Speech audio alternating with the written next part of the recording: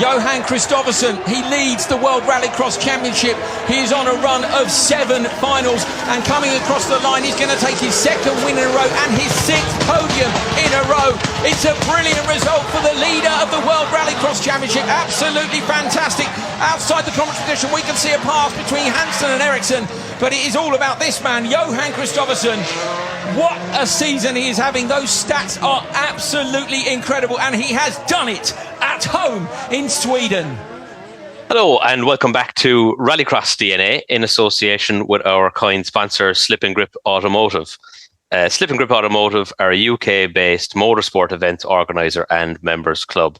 They host various event types throughout the year at a number of UK locations, including track days, sprints, tarmac testing and social events. They are also the sole organisers for the Bont Rally stage in mid-Wales, a great tarmac stage providing great prep for crews before tarmac rallies in the UK or Ireland. To find out more, visit www.slipandgripautomotive.co.uk, and the link is in the description of this episode. Also be sure to follow them on Instagram and Facebook. I'm just one of your hosts, Killian Cronin, and I'm joined as ever by the very capable Jamie Arkle. How are you getting on, Jamie?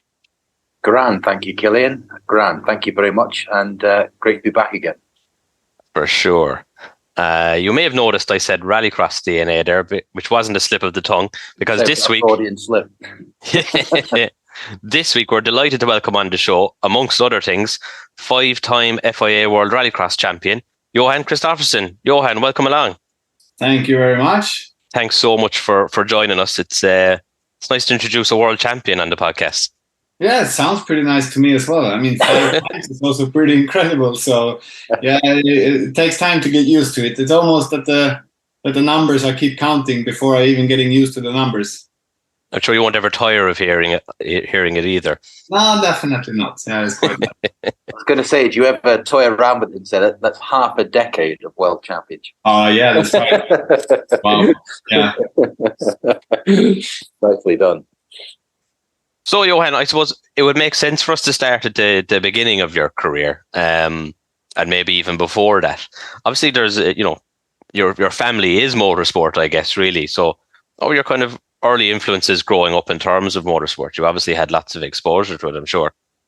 Yeah, I mean, I am pretty much, born in a service park, more or less. I mean, I'm born in December, and I think I travel down in Europe with my family in the tour bus or whatever it's called, when my father was doing Rallycross, summer 89 the first time. So I was like more or less 5-6 months old when I joined the first Rallycross race. So and since then until 2008, I was more or less when I started to drive myself. So I was more or less hanging around in the service park, where he's joining Papa on almost every Rallycross event and STCC he did, and slept in the bus in the service park, and play around with the other drivers' kids and stuff, and on the bicycle.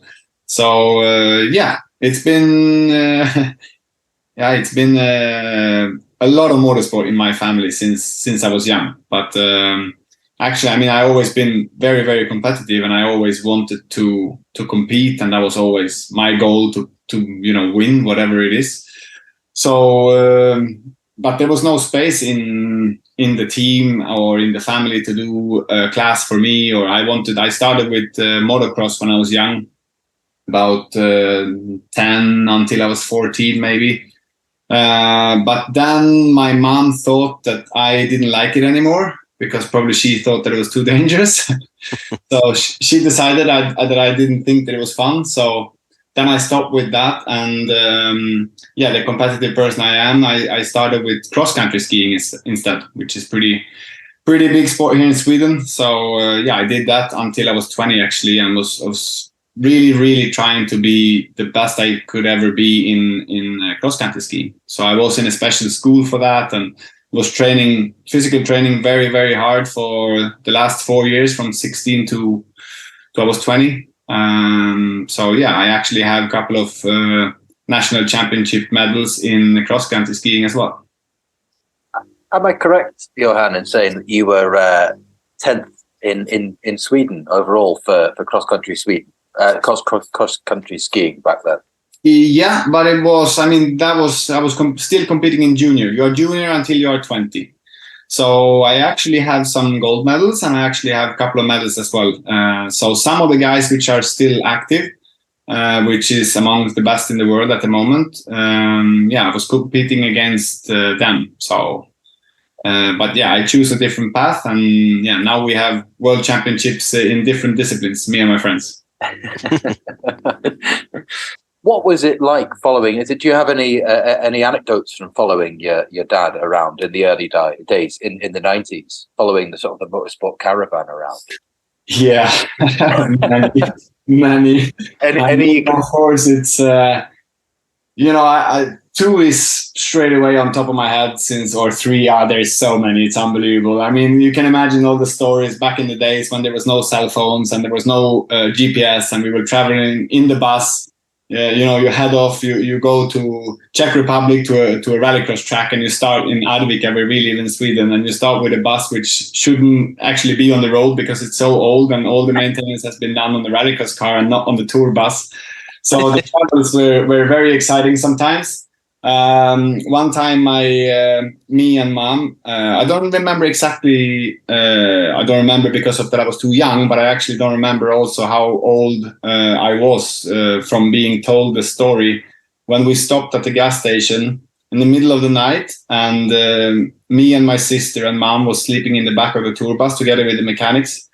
And then my father was driving, he stopped to fuel, and then mom had to go for the toilet, so she jumped out with me on her arm, changing diapers and going on the toilet. And when she came back out with me on the arm and in shorts and t-shirt, my father left already. So he was keep driving. I'm sure he's pretty proud that I'm telling this story on air, but yeah, he was keep driving for an hour. There was no cell phone. An hour. And then there was a police car chasing him for a couple of kilometers, and then they eventually stopped him and asked if he on German, and Papa couldn't really speak German either, but he understood a little bit. And then they asked if we were missing someone and stuff like that, and Papa thought maybe they think that we are smuggling people or something. It's all fine.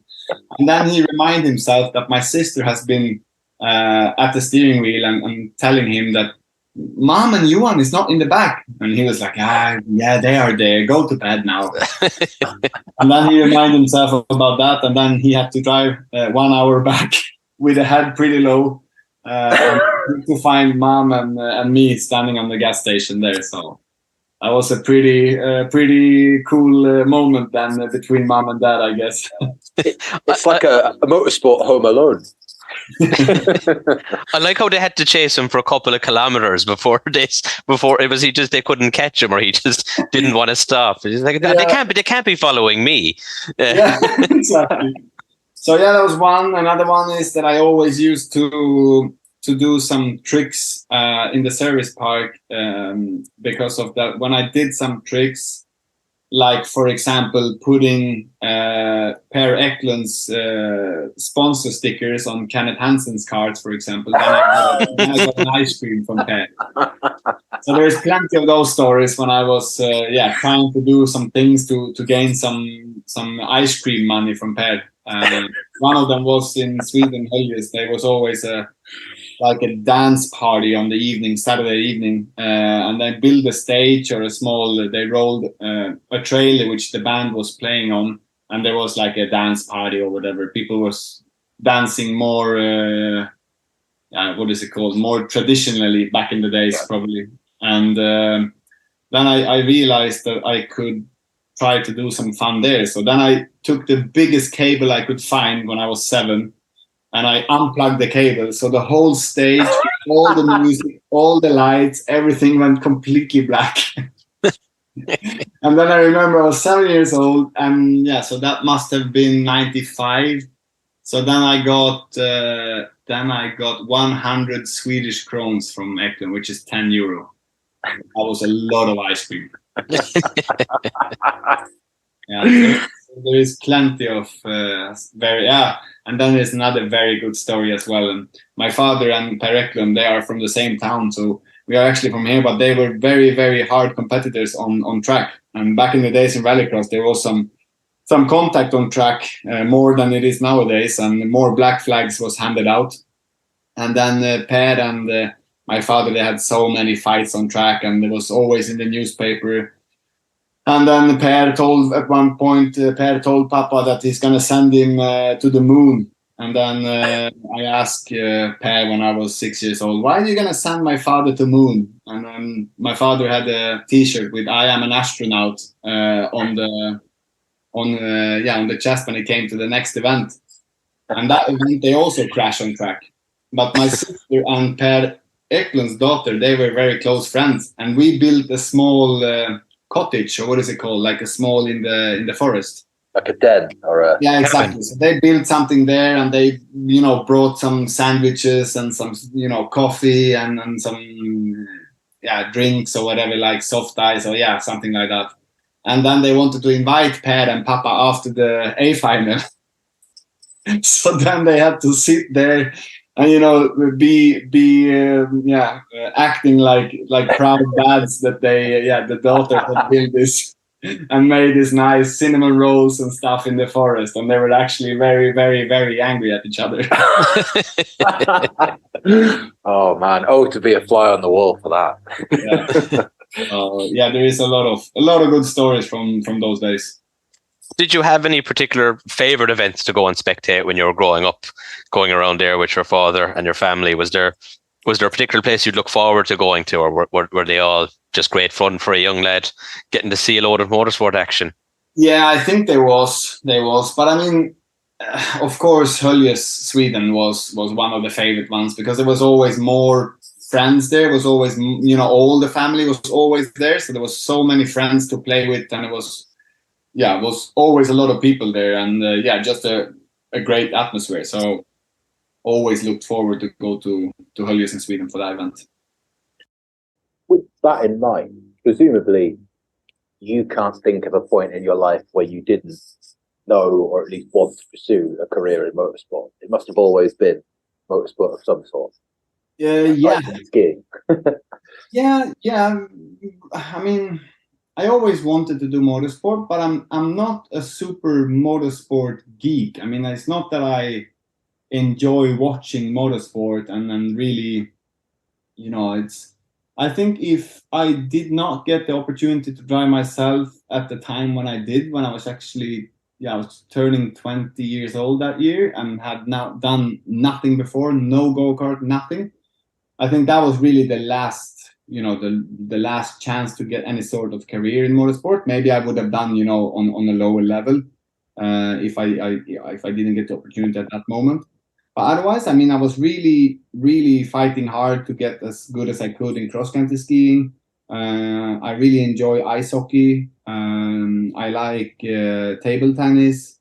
So basically, I'm pretty sure that I would do something with to compete in something, because I always try to be the best no matter what it is. So I think I would always, during Corona time, that was the best part, was to be home at family, but the worst part was that there was nothing to compete in, because there was no race. You couldn't join dart, on a local pub in Arvika or whatever. You couldn't go for a running competition. You couldn't go for bicycle. You couldn't do nothing, because that was the worst part of it, that you couldn't compete in anything.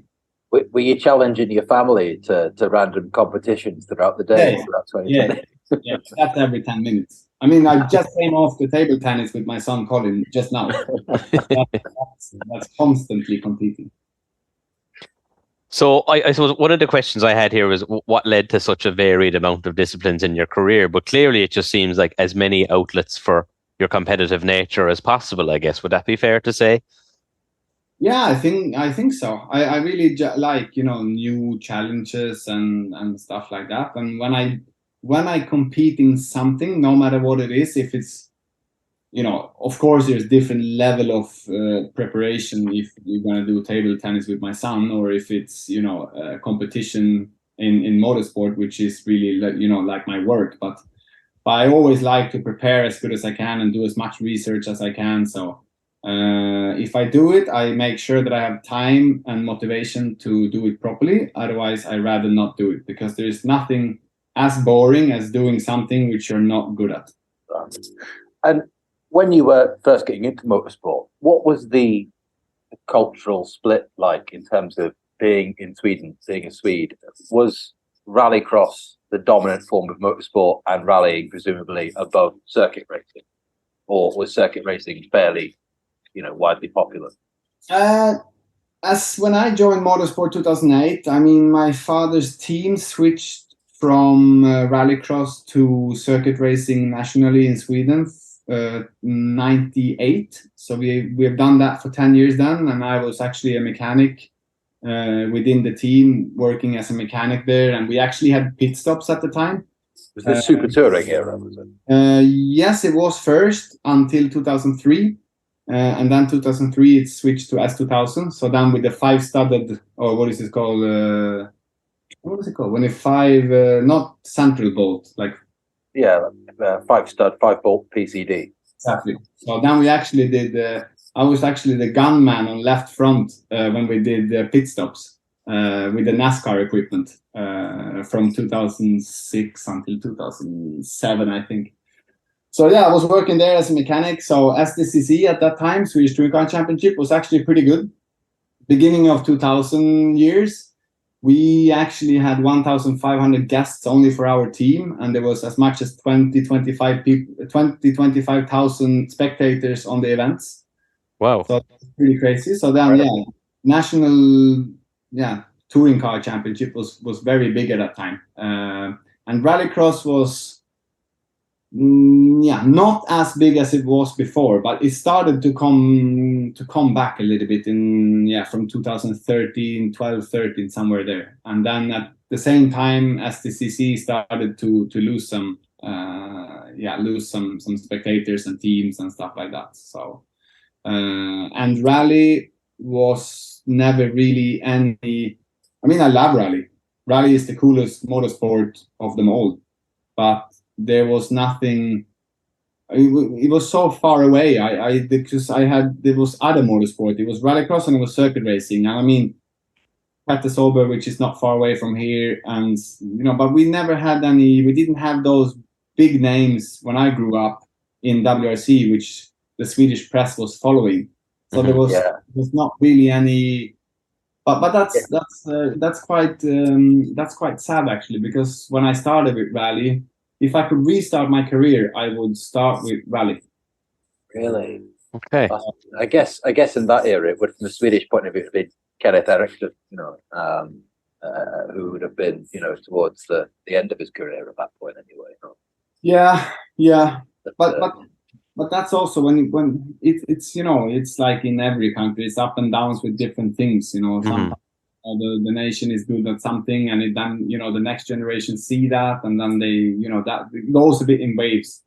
But yeah, now actually, I mean, then Pontus came, and Patrick Flodin and PG Anderson and Fredrik Olin. So there is some good rally drivers, but they were too young. They started when I should have started. PG Anderson, for what it's worth, is my shout for if I could make a bet on a would-be world champion who didn't get his breaks. I think he'd been pretty there. He's still active as well, and he's not doing a lot of testing and driving. But when he jumps into the car, if he finish first. You just need that, to like you said, the break to get that confidence and have the backing that you need in rally to feel confident that you are allowed to do a couple of mistakes and then learn and grow from there on. And I also think that he could be a very, very, very, I mean, he is a very good rally driver, but he could be really among the best of them all. So in 2008 you stepped up and started actually driving in the junior touring car championship. What was the initial feeling getting behind the wheel there? Were you very eager to prove yourself? Obviously, always very competitive, but was your father kind of trying to restrain that a little bit at the time, or pushing you on, or trying to manage your expectations a little? I don't remember. Probably I didn't listen, so Yeah. that's why I don't remember. But yeah, we had a 2-car team. It was me and Pontus Tideman was teammates in that year.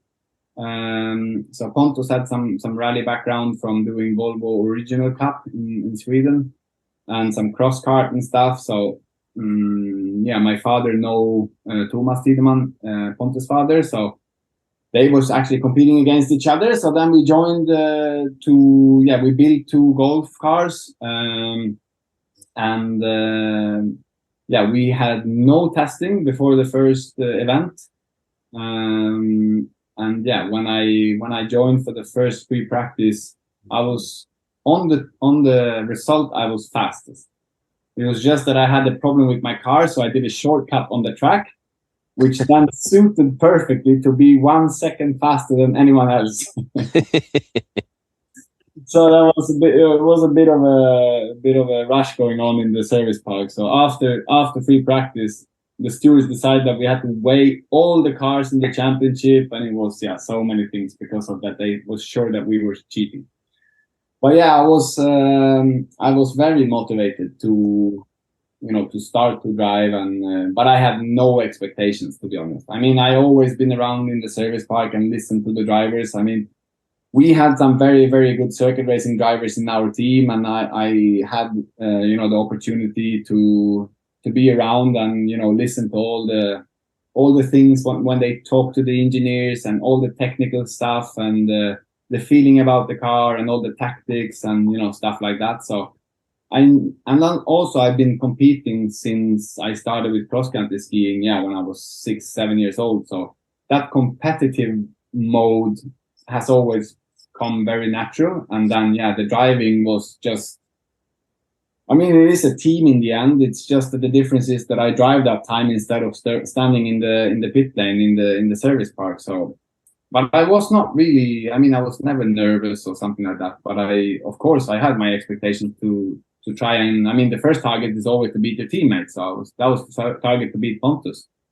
But yeah, it started off, I think I called it P4 in the first race. During the season I won a couple of races and ended up P3, I think, in the junior touring car championship.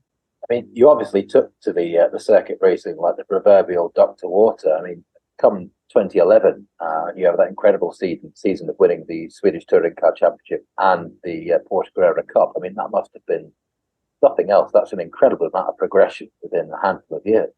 Yeah, it was. I mean, as you said, I started 2008, 2009. I stepped up to Swedish Touring Car Championship in the Privateer Cup. Ended up to be P2 there. 2010, my father's team took over an old project which was started from another team, which we took over, and they already had signed drivers. There was no space for me to drive there. I mean, we tried to get into a third car, and I think it was the partners that we had at the time said that we can have a third car, that's no problem, under one condition, and that is that Johan is not driving, because they didn't want to have the son of the father and the team owner to be within the team, and you know how it is. Mm-hmm. Then we was fighting, and then in the end I got to drive the last 3 races. 2010, so that was not much driving. 2011, I started the Porsche Carrera Cup, and I finished P2 actually 2011. So then I was really, really, really disappointed, because I thought that I'm going to be the number 2 driver in the championship ever, as I've been P3, P2, P2. So that was, I really, really didn't like that. But then we was running my Porsche in the team in Porsche Carrera Cup, and then my father's team also ran this Swedish Touring Car Championship cars with Fredrik Eklund, which is supposed to win the championship, and he just missed out with 1 or 2 points, I think. So then the project was over. There was a 3-year project, but then we got extended 1 year to try and win the championship the year after. So then, I finally got to be the driver, as I did the last 5 events 2011 together with the Porsche. I actually managed to do pretty good results. So then they had some more belief that I could do something in 2012. And yeah, 2012 I won that championship. I won also Porsche Carrera Cup, which was on the same race weekend. So I was running in between the cars, jumping into the Porsche and then to the S2000 car, which was a front wheel drive, 6-speed sequential gearbox, with the engine in the front, and then jump into the Porsche with the tail engine and rear wheel drive. So that was pretty challenging, but I managed to win those 2 championships. And then also during that year, I was driving internationally for the first time in Italy. So I joined the International Superstar Series with the Audi RS5 together with Audi Sport Italia, with Gianni Morbidelli as a teammate, a former F1 champion. No, he's not champion. He's an F1 driver. So I managed to win that championship as well. So that was pretty cool. I drive against some pretty cool names with Antonio Liuzzi, which did Formula 1 2011. So he came from Formula 1 to that series. Johnny Herbert, Fittipaldi, some Mika Salo. So some pretty cool names. So, and there we came from absolutely nowhere. No one had any idea of who we were. And then in the end, we were there winning the championship. So that was kind of a breakthrough year for me when I won all those 3 championships. That was pretty cool. Of course. And just before we move on a little bit, where did the family's relationship with the Volkswagen brand come from? I mean, throughout your career, you've got the Porsche, the Audis, Skodas, Volkswagens, right the way back historically. Where did that kind of relationship for you guys originate? It started already back in '92 when there was a Swedish boss or board member or motorsport boss or something like that. I don't remember his name as well, but my father met him and got some support for his Rallycross project back in '92. So he was with Audi from '92 until 2007. 2008, it was a new boss starting in Sweden. So then, we joined with our Golfs for 2008. 2009, there was this new project starting with the team that we took over after 2009. But then we met this new boss for the first time. And since then, because we are always run as a Volkswagen dealer team in Sweden. So we are a kind of, the team from the dealers in Sweden. So there is a very strong community between the dealers, Volkswagen dealers in Sweden, and then we have the support from them. So it's been some very, very good partners together with Volkswagen Sweden and E.ON, and now since 2014 we had a very good partnership with Bauhaus in Sweden. So but it started all the way from '92, and I have started in the Golf 2008, and I've been driving within the Volkswagen Group ever since. That's incredible. Speaking of Volkswagen Group, the move to Rallycross as a discipline in 2013 with the sort of Scirocco, how did you view that? I mean, were you apprehensive, or presumably your competitiveness kind of just clouded that, and it was? Now the story is actually that after I won those championships, I got invited to do a DTM test together with Audi. So I joined that DTM test, and I mean, I'm pretty tall. I am 192, which is 6'3".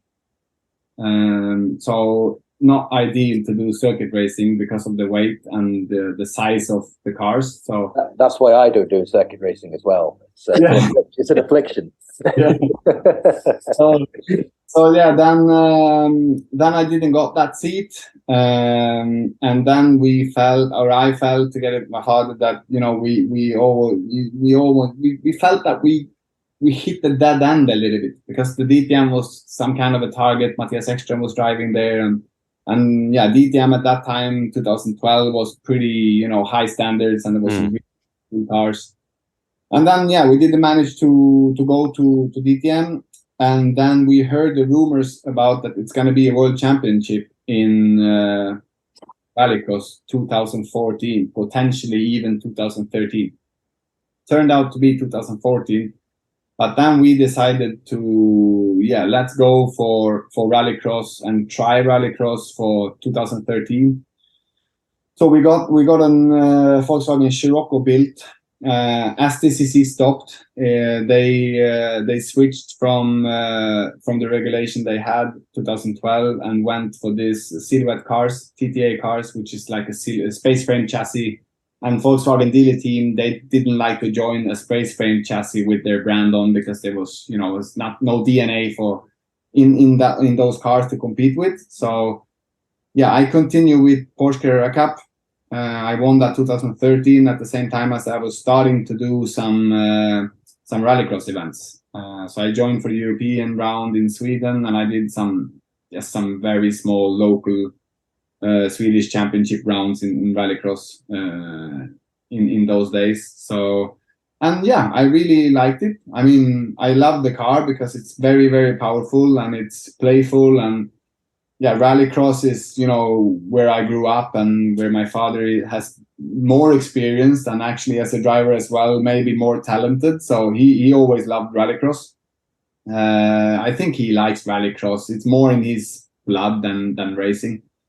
We really liked it. And then I remember we were discussing that, there's not so many world championships in the world of motorsport, and Formula One, probably not. Rally, probably not. Circuit racing, maybe, but very difficult. And then it was only Rallycross then, before the endurance racing was World Championship as well. So then we said, okay, let's go for that. I mean, if we're going to target, we might as well target high. So, 2013 it was. And then for 2014, we got Bauhaus on board, the dealer team with the Volkswagen dealers. We went to Bauhaus and said, hello, we have never done Rallycross before, but we would like to be world champions within 3 years. We are from Arvika, me and my father. And then they were laughing and said, why not? Let's try that. So somehow we just hit the right person and with the right story. So storytelling there. And then we started then with the national championship 2014, did a couple of rounds in World 2014, and then we joined the full program, 15 with the third place, 16 with the second place, and then finally the fourth year then I won the World Championship. From a driver's perspective, and even then from a technical level, being involved in setting up the car and preparing for each event, how it's obviously about as far removed from the driving style of circuit racing as you can get, obviously. How does a driver make that switch and then make that switch effective? Coming from circuit racing, obviously, clean, smooth lines, car shouldn't be moving about too much at the rear, to Rallycross, which is, lots of opposite lock. Cars are in close contact and making contact quite regularly, and such, short sprints. How do you adapt to that, or how quickly could you, and did you? I mean, I think I think I adapted quite quickly, and I think it was because of I did my research and tried to see as many onboards and videos that I could find from the outside, and remembering from watching Rallycross back in the days when I was young. But what struck me first was that the heats were so short. There was, in circuit, I was used to circuit racing, which is 20 minutes, and you almost didn't even get started before you see the checker flag. So that was the biggest difference for me in the beginning, actually. Very intense. And then otherwise I think Rallycross is pretty much in between rally and circuit racing, because there's so many rally elements in Rallycross, but there is also a lot of circuit racing elements within Rallycross. As the tarmac section, you need to be smooth and stuff like that. And of course, that was my strength, and maybe still is my strength within Rallycross. But I also have, the background from the taking care of the traffic and the racecraft of Rallycross, to position your car in the right spot, not to be overtaken, and do the overtakings. And I think also the fact that I never drove the same car for many years in a row.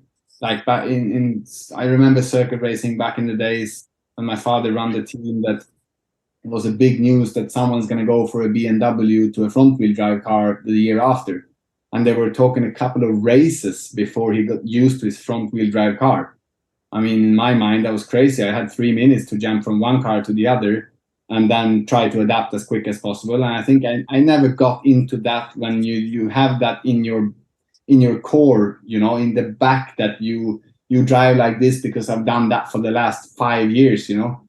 So I think I always had to switch, and I think that was good. And yeah, I always try to do as much as I can, you know, drive a 4-wheeler on the ice in the winter or whatever it is, you know, do bicycle in the forest, or always trying to adapt and learn new things. And I think that is also why I could adapt to Rallycross pretty quickly. But yeah, I found myself 2015, the first year in the World Championship. And we have the Joker lap in Rallycross. So one time every heat, you have to go through a certain couple of combination of corners, or maybe even one corner, which normally is on gravel. And I always spotted that Petter Solberg was always fastest in the Joker lap. And that annoyed me so much. And then I stopped thinking, why is he always faster than anyone else in that Joker lap? And I got to the conclusion that we don't drive that as often as we do on the other track, which means then that the track development is not the same, and the layout is not the same. You're not used to that corner. You cannot have your braking point into that corner because you cannot practice it as much. And then I figured out that it must be that Petter has done so good in rally. So then I said to my friends in event management, which most of you rally guys know about, with Esa-Pekka Lappi and Andreas Mikkelsen and Ole Christian Weiby. So then I said, okay, now I would like to try rally because I need to be better in the Joker lap. That's why I started with rally, actually, in the first place, to be better in the Joker lap in Rallycross.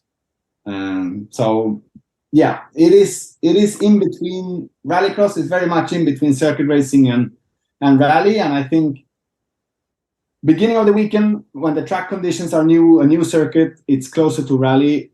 In the end of the weekend, on a more circuit racing style track, dry conditions, consistent track all over the weekend, it's a bit closer to the circuit racing. Sometimes it's even dry condition, so it's so dusty on the gravel part and very high grip on the tarmac. All the circuit racing guys are super happy, everything is happy days, and then they come with a tractor and they put water on the track, and the rally guys are smiling and the circuit racing guys are crying. So then, yeah, it becomes really tricky to change in between, be very sideways and attack the gravel, and then you have to be ultra smooth on the tarmac again, just within different corners. So yeah, that's what I really, really like about Rallycross. I think you're fully ambidextrous when it comes to motorsport. I don't know the word, but I will Google it later. Speaking of Petter, when you joined him in the Petter Solberg Polo for 2017, was that did it feel like a step up in terms of the performance and the technical capability of that car? Yeah, I think Rallycross from 2016 to 2018, the Rallycross, the level of the cars and the competitiveness in between the drivers, and yeah, just the technical involvement from the teams raised a lot from over those 2 years. So yeah, when I jumped into that car, you know, in the end it was the same chassis or similar chassis built on the same Polo, but it was a transversal engine rather than a north to south, which I had in my Polo that we built, and he had no center diff. So yeah, it was different. For sure, it was a car which was more developed through the rally, and yeah, the car was just more reliable, and you could always trust that the car would be in one piece, and yeah, just a neater, better built car than the one we built back in our workshop back in the days. So yeah, that was a better car, but also with that said, you know, just to join that team with all the knowledge from the guys working in the team, half from Volkswagen Motorsport and half from PSRX or Petter Solberg team, the knowledge they had and the philosophy they had much more philosophy from rallying, that the car need to be easy to drive, and circuit racing is much more of a plaster to try and make the perfect setup for that track. And rally is just a completely different story of trying to set up the car for every condition and make the car as easy as possible to drive in every single corner. And maybe it's not the ultimate fastest just around one lap, but it's the easiest car to drive, and over 4 laps it will be faster. So the knowledge there was something completely new to me, and then I learned so much from them. But also, I mean, Petter must have been, one of the best teammates I ever had, from all the experience he had from rallying and my experience from rallycross and circuit racing, mostly circuit racing then. That was just the perfect match. I mean, I was much more looking into the details of the data, trying to go as fast as possible through one particular corner, and Petter could just throw a car better than anyone else. So yeah, that match was perfect, and there was no secrets. He shared all the knowledge he had, and just wanted the team to do as good as possible. And that was very, very fair play to a champion like Petter. Speaking of the data and reviewing these things, did you find that in terms of rallycross compared to the circuit racing, would you spend kind of more or less time, reviewing these things and doing debriefs and looking at telemetry and data, or spending time with the car getting that set up right? Obviously, rallycross is so much more compromised in terms of the conditions, obviously, with the different surfaces. Would that take a lot more preparation before events? I think, to be honest, I spend all the time I possibly can, no matter if it's, circuit racing or rallycross. So you can always find things to analyze, and if you run out of things to analyze, you will find a new thing. So that's no problem. You will just use all the time you can. But I think I was pretty early in rallycross when I joined rallycross to look into things and try to prepare as well as possible when I joined motorsport overall. Because when I did cross country skiing, it's very easy you wake up in the morning, you eat more breakfast than normal people do in a day, and then you go out for a 3-hour run, then you eat, sleep, eat again, and another training session. And that's not possible in motorsport. And that was very strange for me when I started with motorsport, because I wanted to practice, but I cannot practice. There's no way to train. So then I had to find other ways and try and prepare. So then I think I was pretty early on trying to find, videos to look at and data to analyze, my physical training as specifically good as possible for the racing, if it's circuit racing or rallycross or whatever it can be. So I think that is including in my preparation before what I do, and I think that is something that I am very good at, and because of the background I had and in cross country skiing. So that work ethic to arrive very well prepared to the event. So I think it's no matter if it's circuit racing or if it's, because I did World Rallycross 15 to 18, and then 2019 I joined the WTCR, the World Championship in touring car. Then it was completely different to prepare for that. It was doing completely different things, but it's just as much work. The Polo rallycross car had its origins, or at least shared a fair amount of DNA with the World Rally car. Were you aware of that, or could you feel that when you were sort of getting to grips with it, and how the data was derived and that kind of thing? Yeah, I mean, the car I drove 17-18 was the car Jari-Matti won Rally Sweden with and Rally Finland 2014. So that was the actual chassis 21 that I drove. So definitely had, it was still written Jari-Matti on most of the parts around the car. The steering column had Jari-Matti on it, and Petter was driving Seb's car from 2014 as well. So definitely. I mean, I remember when I joined, and tried the car for the first time in January 2017. The first thing I did on the evening was just to go back and search for the car on Rally Finland, doing the jumps there with the car that I actually drove. So you could definitely feel that there was rally development going into to the cars that we drove on that first test. So yeah, it was a cool feeling to join them. And I mean, Volkswagen Motorsport at that time, they just came out of 4 consecutive World Championships in a row. And I mean, we was in the Volkswagen Motorsport family, or the Volkswagen Sweden family, for so many years, from 2008, and we were watching Rally Sweden as it's just 1 hour drive from where I live. And, just being in service park and see those Volkswagen Motorsport jackets walking around those cars, and just the setup that they had, and just see the cars was just spectacular. I mean, you could cut your arm to be a part of it.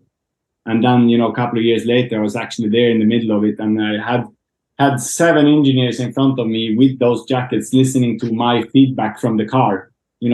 Do 4 kilometers on the track, and then they were just expecting me to say exactly what happened with the car over those 4 laps. So yeah, that was pinch your arm feeling. That was really, really cool. That's incredible. What is so different about the launch procedure in that Polo that makes it sound so unique compared to the other supercars? I should have asked Richard. Yeah, I did, but he never answered me. Probably because he also didn't knew. I don't know. I probably have to get Phil Barrett on the podcast one day. I mean, he's the engineer behind the engine, so probably you will get the best answer from Phil. Maybe so. Whether I'd understand it or not is another thing. Maybe. Yeah, but maybe I've been told as well, but still don't understand it. So. And I suspect this is going to be a similar question. Do you have any insight as to why the intercooler in that car wasn't mounted in the boot, as is conventional wisdom? Presumably, weight distribution. The water cooler, yeah, it's never been mounted in the front in Rallycross before in supercar, as I remember. But yeah, I think I suppose this inertia in the end, try to get the weight off the back. But yeah, it's ups and downs with, plus and minuses. All the cars are a compromise in the end. So you get the weight off the back, but you get extra weight in the front instead. And in Rallycross, we were lucky winning that match because it was not ideal to be in traffic, especially not the first year, with all the mud that you collect in the front of a Rallycross car. In specific tracks, it was a huge challenge to get the water temp to be within any kind of good numbers. So 2018 was much better. There was some development down there to be able to do it. But I mean, yes, there is some plus and some minuses, but I was in the team that was deciding to go with the front water cooler first of anyone, and I must admit that I was thinking, is this really the right call? But turned out to be a good one. You trusted all those Volkswagen Motorsport guys that you'd been watching for years. You said, well, they must know something. They must knowing what they are doing. So but of course, I mean, the first year it took some different driving, and you had to short shift a couple of times when the water temp got high, and you couldn't follow as close as you maybe could have if you pushed flat out just to save the water temperature. So, but 2018 they got 1 year under their belt in data and analyzing that, and they did a brilliant job for 2018. And 2018 you could be really on the bumper of the guy in front without having to look for the water temperature as a driver. And within those short races, which Rallycross is, there's no time to hold back. So that was well done. And 2017 then obviously was your debut, or your first World Championship with 7 victories in that season. Yeah, 7. Yeah. What was that like? I mean, maybe a silly question. Great, obviously, but did you feel it was building to that by then? That you had the equipment necessary to take the fight and challenge for the victory, and you knew sitting into that car at the start of the season that this was your year? I mean, during the season, it was a bit of a dream scenario when we start winning. I won the 4th event. Ekström won the first 3 in Barcelona, Montalegre, and Hockenheim, and then I won the 4th event in Belgium, Mette. And I was not so far off Matthias in the points in the championship. And then I think I took the lead 2 or 3 events later, and start winning from there on. It was just an incredible feeling. But I really never believed that I'm gonna win until you actually cross the finish line in Riga when I secured the championship. So I know that there's so many things can always happen, and you can be unlucky, the car can break down, you can get a penalty from getting involved in an incident or whatever. So I never really thought about being a world champion until I actually crossed the finish line. That was just an incredible feeling, and to join that team, and it was such a nice team atmosphere and everything. So that was very, very cool. That was an absolute mega season. But actually, with that said, we tested the car in France, January, in Loyac in 2017. And after the first day I drove, I went to bed in the hotel room together with my father in a very, very small hotel room. And both me and my father are pretty tall guys. So it was, when we lay down, you couldn't walk in the room because it was full. So, and then the lights was off, and I actually said to Papa that, I think this year, Papa, that I'm gonna win the world championship. So that was pretty cool after the first day driving the car. But obviously, it's a long way from there on. And during the year, you never, like I said, I could never hope to be able to actually do it. But somehow I just got the feeling with the car, and together with the team and Petter as a teammate, I just felt like this might be a very good year.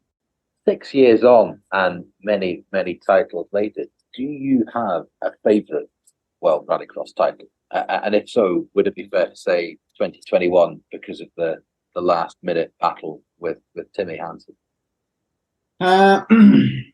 I think they are my favorites for different reasons. But the first one, of course, is maybe the top favorite because of that is the first one. Crossing the finish line the first time, being a world champion, being on the podium, your name is called out as a world champion for the first time. Nothing will beat that feeling. It's impossible. But then, 18 was pretty cool. I mean, won 11 out of 12. So not cool enough to be among the tops, because then I would like to win the 12th as well.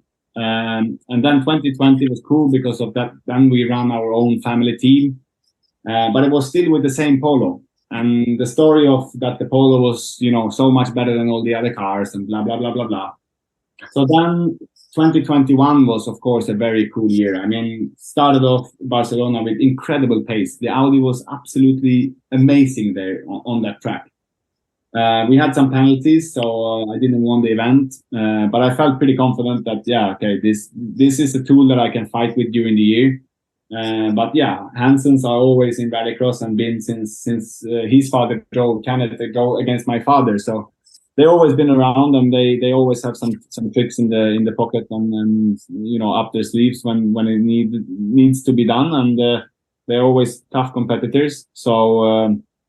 But then we ran into so much trouble, and I was just not going very, very well for the first couple of 3-4 events. So I find myself properly on the back foot. But then to do the fight back, and then being able to win in Nürburgring, and with a different team, with a different car, with a car that was built back in 2018, which never had a world championship under no one winning with Audi before. So that was really cool. And of course, being able then to build a brand new electric car with our own family team. So many new things. I mean, they even changed the format for Rallycross this year, that it should be impossible to dominate the sport and secure the championship before the last event. So with the new points that they hand out only in the final. but then be able then to be a part of the build.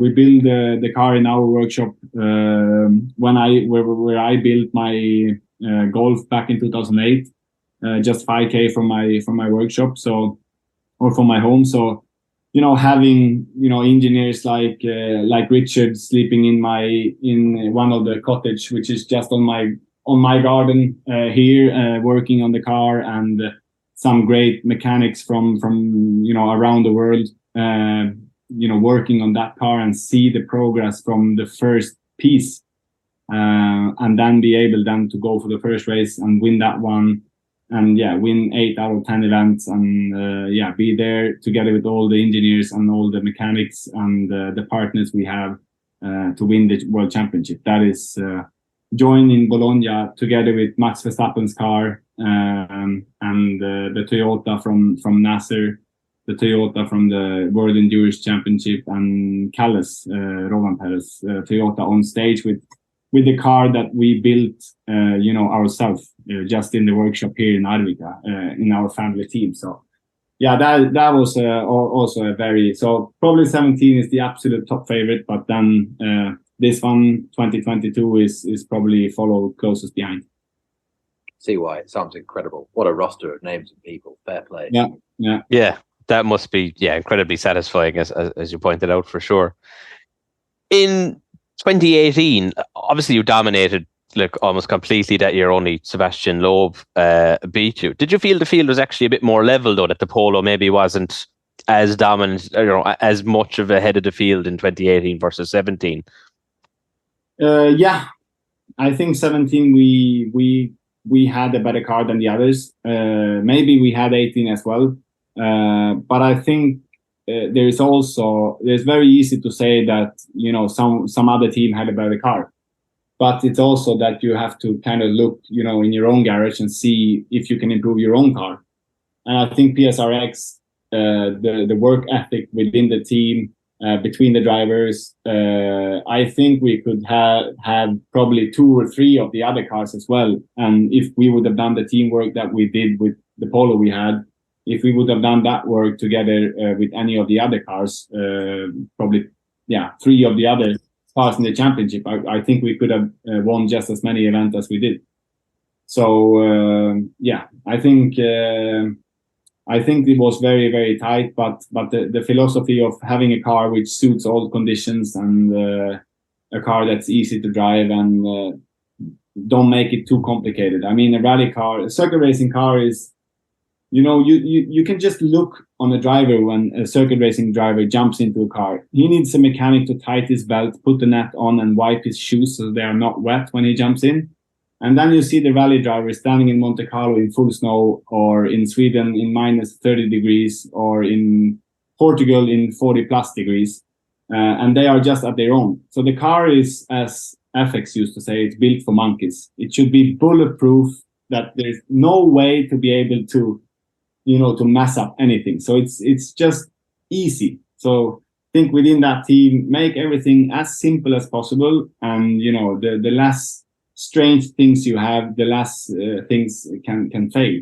So I think that is something that was good in that team, and I think that's also why we were so successful in 17 and 18. Going back to the polo, what was it like going back to that car after your year out in 2019 in the WTCR? Was it like just putting on an old pair of jeans again, being back to where you were, and yeah, exactly. I mean, that is probably still is my favorite ever car.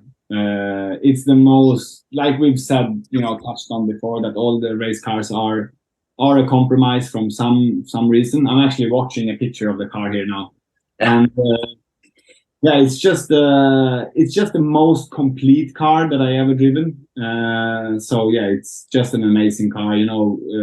Doing World Touring Car Championship in 19, and then I did some events in Rallycross 19 as well in our own built car, but jumping back into that car for 2020, we did the first test, 2 days test together with Richard Brown in a small track in Sweden close to Stockholm, And yeah, like you said, it's just you jump in and everything feels so natural. You just jump in and drive, and that's it.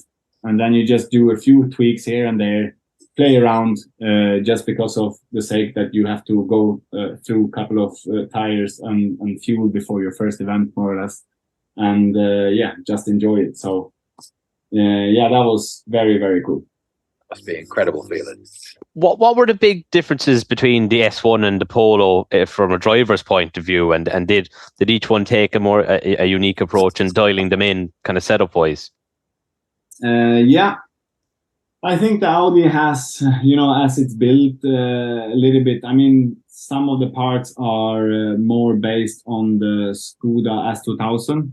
So the car has more. It has a little bit more of compromises to be done to be fast on the track. So it needs a little bit more of setup work to be fast for specific tracks. But yeah, some features on the Audi we never got as good on the Polo as we had on the Audi. So yeah, in Barcelona particularly, and in France, in Loyac, I think the Audi was actually the faster car than the Polo. So yeah, some things were incredible on the rear grip of the Audi is something, yeah, I don't know, from a different planet. But yeah, then obviously you have other things which is not as good as on the Polo. But it does take a little bit different approach, but in terms of driving. But obviously also you try and adapt the setup and the car for your own driving style and for your own preferences. And in the end, I got the Audi to fit my driving and all of that stuff with just some very, very, not big things to change, but it's minor tweaks, and I got very comfortable in the Audi before even the first race event as well. So but yeah, I think we had some technical issues. We had some. I did a mistake in Höljes to get a puncture in the semi-final, and we had a broken drive shaft in Loyac. Otherwise, I think those two events would have been very good as well, and then it would have been a little bit easier to fight for the championship. But yeah, they are a little bit different, but in the end, they are quite similar as car as well, actually. The biggie, and I guess it's almost the elephant in the room. How difficult a switch was it going from internal combustion to all electric at 2022? I mean, as a driver, just if you would park the two cars in between each other, on the start line, and then you do a couple of laps in the internal combustion, and then you jump straight into the other car. Finally, when they are dialed in, like if I would do it now, when the electric car has 1 year under its belt, and we have dialed it in. As a driver, it's much less than I could ever expect.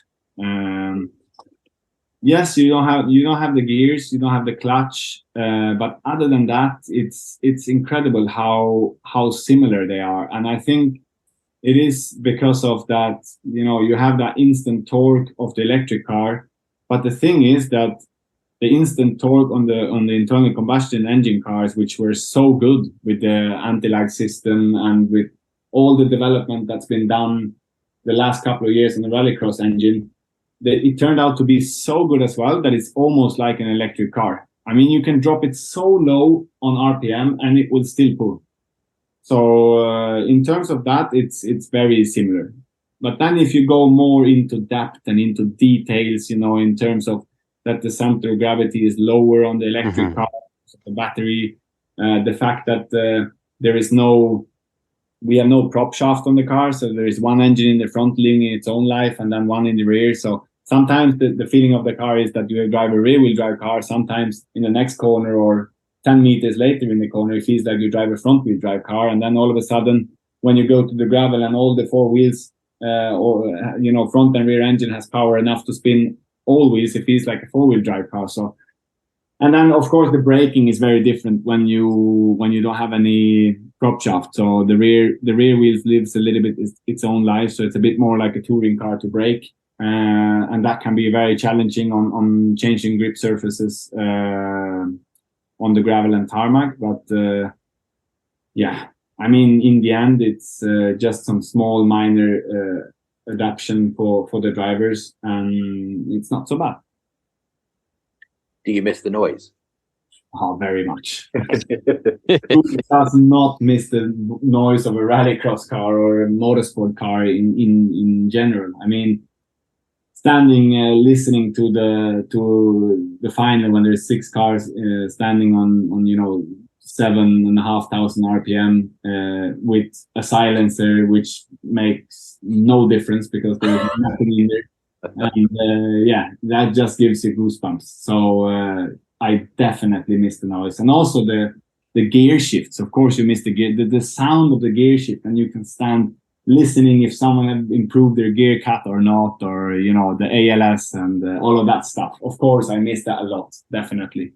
So, but in the end, for me, when I'm on the race weekend, I don't think about it because of that. I just want to win, with sound or not. It's my job to win, and I'm there to win. So, then it doesn't disturb me. But of course, when you start a rallycross car, or as we work now pretty much with rally in our workshop at the moment for the winter rally, when you start the R5, all the mechanics being used to the electric car for the last couple of months, just put a smile on their face straight away, just, on idle. So definitely missing the noise. Obviously, rallycross is very suited to EVs, because the format itself, obviously you don't have to compromise the car as much with weight because the range isn't needed, and more national championships are allowing the electric formula. Will KMS still continue development of internal combustion cars also? I mean, we will try and target to run the Rally X Nordic Championship for 2023 as a preparation for the World Championship. So, and I mean, we are still doing rallying now with Ole Christian Veiby in Sweden. It's not that we will, completely stop to do internal combustion engine cars. We will still do a couple of events with that, and the Euro Rallycross is still internal combustions, and it will be for many more years, I hope. So, I mean, we will definitely still have some internal combustion engine cars within our workshop. And on that subject, looking ahead to rally, is it something that you foresee yourself doing a lot of in the years to come, R5s or otherwise? Unfortunately not. I mean, I think I had the peak of my rallying intensity 2019 when I did the Swedish, I did the WTCR then, of course, which was like my main job, and then I did the Swedish national championship in rallying. But then I jumped in to do Arctic rally. Was it 2020? Yeah, probably 2020. Or 21 maybe. But the thing is that rallying is not fun when you cannot prepare like you should do. You can jump into rallycross and, be competitive pretty straight away if you do a couple of, test days and, on the track that you drive and this and that. But rallying is completely different. I mean, you have to keep alive the pace notes, the work together with your co-driver, being consistent on making the pace notes, and it's different. So I jumped in to do that Arctic rally, and I know that I can do so much better than what I did, and I just could not handle that. So then, for me, it was actually easier to find budget and partners to do rallying before I got to be world champion in rallycross, because then if you go and ask for budget to do rallying now, they ask, why can't we just do rallycross instead? Because you are not good at rallying. Why you don't do rallycross instead? That's genuinely fascinating. so it's actually easier before, but yeah, rallying is it's not fun when you don't get the pace notes flowing, and when it's fun. I mean, I did Jyväskylä Rally and finished P3 in the WRC 2 or 3 class, or whatever it is, the R5 class, 2019. And yeah, drive there the last day when you get into the mode of the Finland rows and get to grips with the pace notes after 2 days of driving before. It's just the best. It's just the best motorsport. It's so cool. I mean, you have to be so complete driver, and it's so much work you can do and preparation before. And yeah, it's just the coolest motorsport in my opinion. And like I said earlier, I wished I started with rallying much earlier. And but now it's difficult to find partners to do that much rallying that I would need to do and preparation to be competitive. If I'm not competitive, I rather be standing on the side, as I'm actually doing now. As been working like an engineer actually, or I cannot say that I'm working as an engineer because I don't have enough high school points to say that I'm an engineer, but I'm working as a try and be the partner with Ole Christian, the one that Ole Christian speaks with the setup of the car in Rally Sweden last year, and will also be this year. So yeah, as I've been driving the Polo R5 quite much myself, and he drives that car now, we speak more or less the same language about the setup changes and stuff like that. And actually last year, when Ole Christian was in the fight for the win together with Andreas, I really enjoyed that fight as well, from being a different part again from when I was young as a mechanic and a team member as driving myself. Your bribe for confirming rallying's the coolest motorsport discipline should be in the post soon, by the way. Exactly. Yeah, but it's just incredible. I mean, you can just it's very easy if you take a circuit racing driver and throwing into a rally car and see how well he will do, and then you throw a rally driver into a circuit racing car and see how well he will do, and then it's pretty quickly you will understand how complicated rallying is. It's just you can just look at the calendar and understand that they do tarmac, they do mixed surfaces, they do snow, they do all sorts of kind of things. And to win that championship, you must be a very, very complete driver. Well put. So before we wrap things up, what are the plans for the year ahead then? Is preparation in full swing? Yeah. It is for Kristoffersson Motorsport, the plan is to do. I will try to do the Rally X Nordic, the first couple of events at least, if not the full championship. But the first 3 events of Rally X Nordic, which is 5, is before the Rallycross World Championship starts. So it's a pretty good a warm up, or get up to speed with traffic and Rallycross driving in general. Before the season kicks off with the electric World Championship, and so that's the plan. And then I'm still working on to continue with the Extreme E. So I would very much like to continue with that as well. But that is still work in progress, and it's nothing 100% clear yet. But I will at least try to aim for that. And then after, if I'm managing to secure those 3 things, the calendar starts to be pretty full. So I think that will be it. And of course, I will do the Race of Champions now in next week. Oh, yeah. Yeah, I forgot about that. That's actually right around the corner, yeah. Yeah. And Sebastian Loeb, a pretty good rally driver, actually won the event. I heard he's done rather well. Yeah, so he almost won a decade in a row of World Championships. So hopefully he will come back, and then I will enjoy that event. And then 2 weeks later, I will then be with Ole Christian working when he will do the Rally Sweden. And from there on, I think it will be a pretty hectic year. Sounds like it. Yeah. Well, we wish you the best of luck, mate. Thank you very much. Johan, thanks so much again for coming on.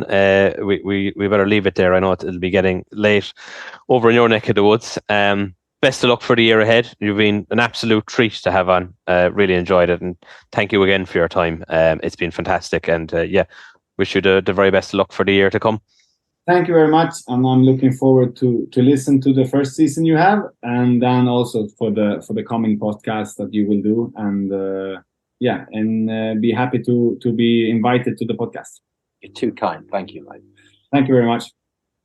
Thanks very much for listening to Rally DNA. It's been Johan Kristoffersson on with us, and Jamie and myself will be back in a week's time only to discuss our picks for our favourite Rally Sweden of our lifetimes.